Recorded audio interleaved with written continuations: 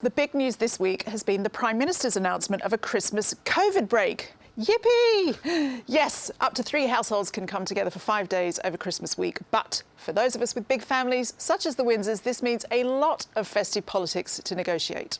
Rebecca, this sounds like a fun job for the courtiers, working overtime on the Christmas guest list. That's exactly what they're doing at the moment, although they tell me that they're, like the rest of us, they're waiting to find out what tier they're going to be in and what they're going to be allowed to do.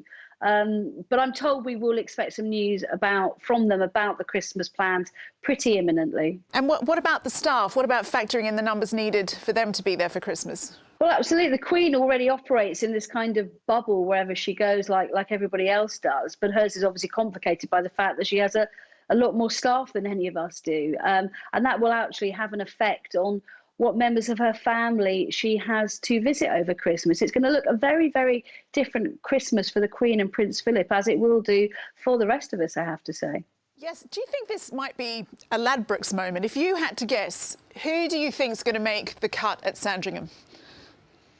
Well, I think at first it depends on where they are, whether they will make it to Sandringham, which is exactly what they were hoping to do, or whether they decide to stay at the Windsor for the first time in eons. If they're at Sandringham, I would say William and Kate would be a good bet with the children to pop in, as will be Charles and Camilla. But, you know, their guest list will be very much thinned down. I have to say maybe Prince Philip is quite secretly hoping for that as well. Prince Andrew? Yeah, I'm not going to say anything on that.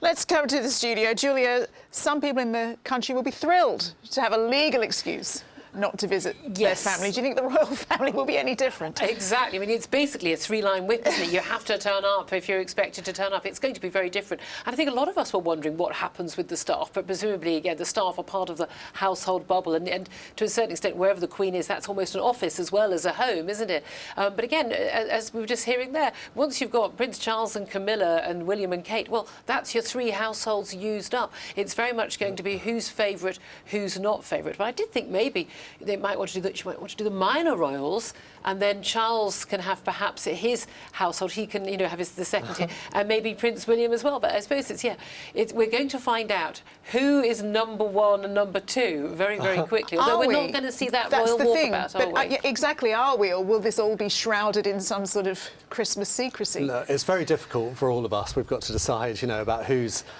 spending Christmas with whom.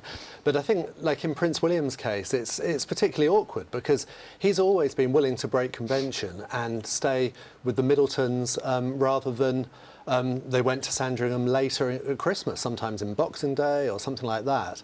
And now, you know, he really wouldn't want to be parted from spending Christmas with the Middletons, and you know, they've got 3 children, so it's very difficult. And I don't really envy the courtiers having to try and work it all out. No, but then there's also, I mean, let's face it, in a country of millions, some people will bend the rules. I mean, do you think that the Queen should be allowed to have a bit of wriggle room on the rigidity of the rules? The problem they've got is that they really can't, because as head of state, the Queen's got to set an example. Oh, that boring answer. Absolutely. The only reason these rules have been brought in because the government knows millions of people are saying, look, we're going to see our family members, whether you like it or not. Absolutely. I very much feel very strongly that even if many millions of people do sneak an extra aunt in at the table or not, against the law, I'm not condoning it, but lots of people are going to do it, the royal family and all our politicians need to be absolute stickers to the letter and the spirit. Do you really think we won't see the Sandringham parade that we normally do? I always quite look forward to, you know, the new coats. Well, churches are open, certainly, but again, they don't want to encourage crowds to gather, do they, even outside? So that might be a bit of an issue. And the whole point of Sandringham was the big get-together, really. So if they can't have that, it might make much more sense, and staff-wise as well, for the Queen and Prince Philip to stay at Windsor. Either way, I can't wait to see this episode of The Crown. I was going to say it's going to be a very cheap episode of The Crown. No extras required.